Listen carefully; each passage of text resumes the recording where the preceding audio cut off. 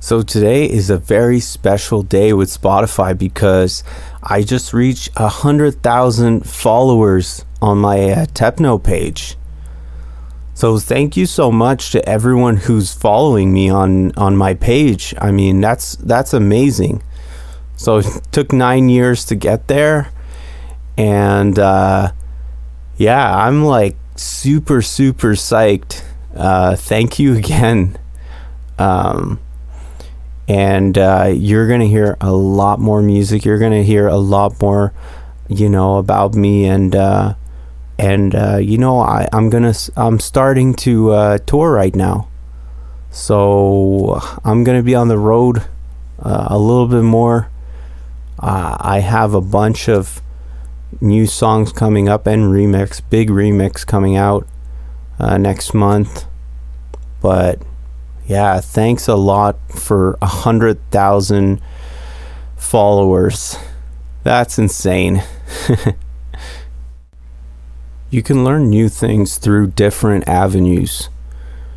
What I mean by that is sometimes you'll learn something unrelated to something else, and then it will give you experience for something totally different.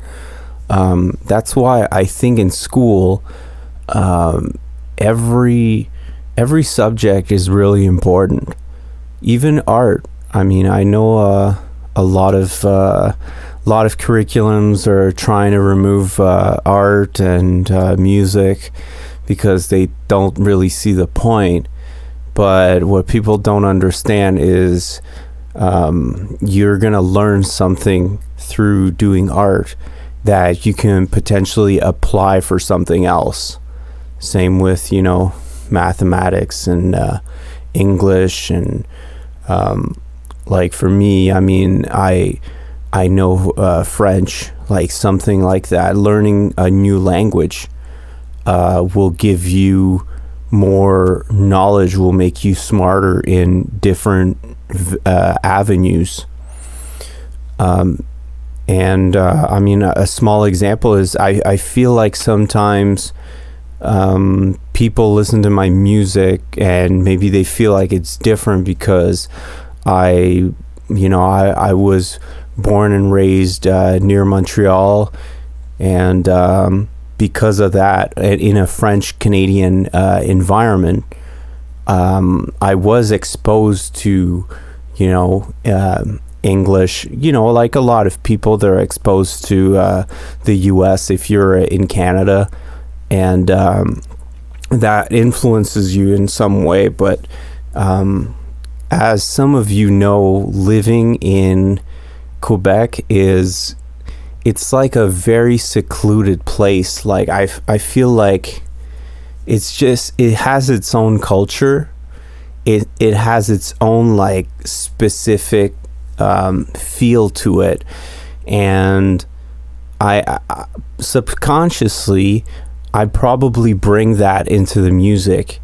I mean, another thing that I bring to the music is the fact that I used to go to Cuba with my parents, and I was definitely influenced by Cuban culture, Spanish culture, and when you're exposed to that, when you're 14, 15, 16, is very you're at a very impressionable age.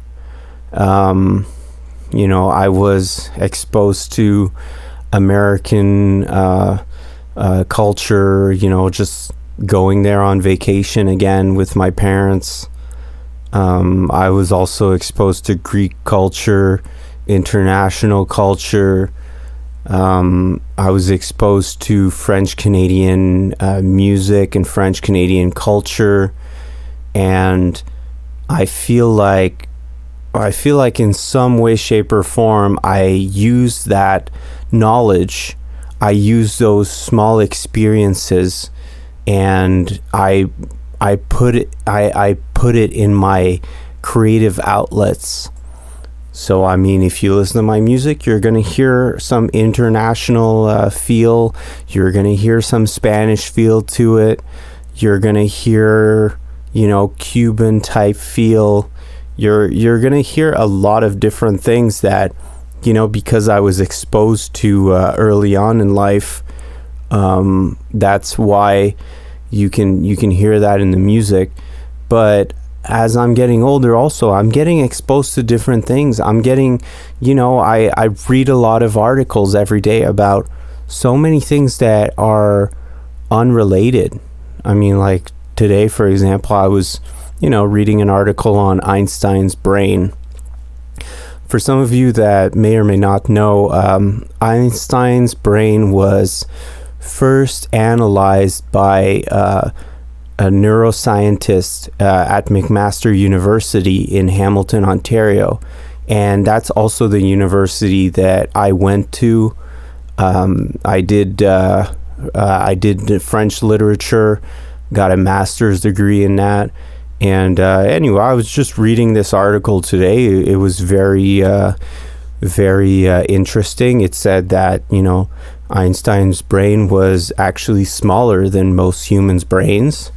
They're not too sure what defines a smart brain, because and in a sense they're just working with old photographs, so it's not like they can just have Einstein here and figure out what's different in his brain than other people's brains.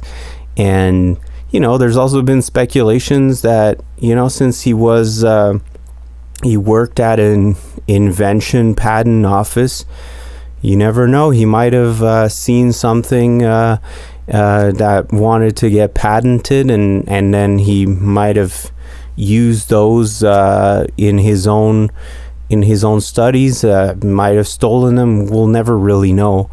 But yeah, so I read random articles like that are just so unrelated to making music, because I'm a curious person. I love learning about new things, and I try to read or listen to new things, because I'm that kind of person. I like to get new perspectives again.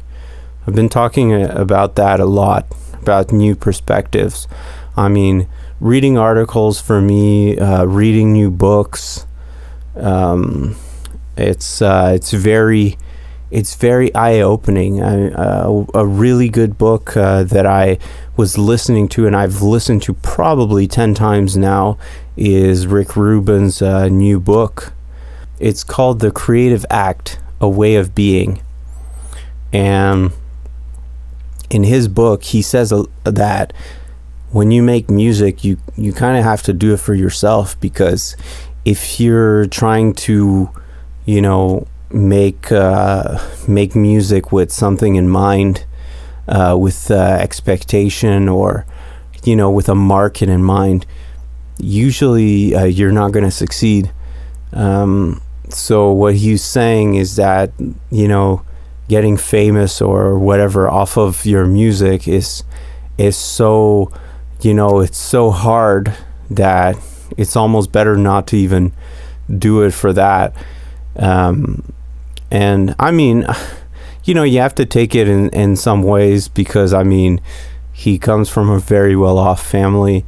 He's a very, very successful producer, so it's like he's telling us that, but at the same time it's like, yeah, but you're pretty well off, dude. So but still, I learned a lot of different things. I learned that it's good to be creative and maybe not think about it so much, and just get it out and see what you can come up with. Another, I know I'm going on different tangents here again. I played hockey for a good part of my life, and I'm a pretty good hockey player. Maybe not so much anymore, because I haven't played in a few years. But I'm sure I've taken that passion of hockey and put it into my daily life. A small example is that I used to listen to a lot of compilation albums that were hockey related. So I got exposed to The Clash, I got exposed to the Ramones, I got exposed to Queen. I got exposed to a lot of dance music. Everybody dance now. That's a big one when you're practicing during hockey and stuff. And so there's a lot of things that I was exposed to without maybe knowing about it.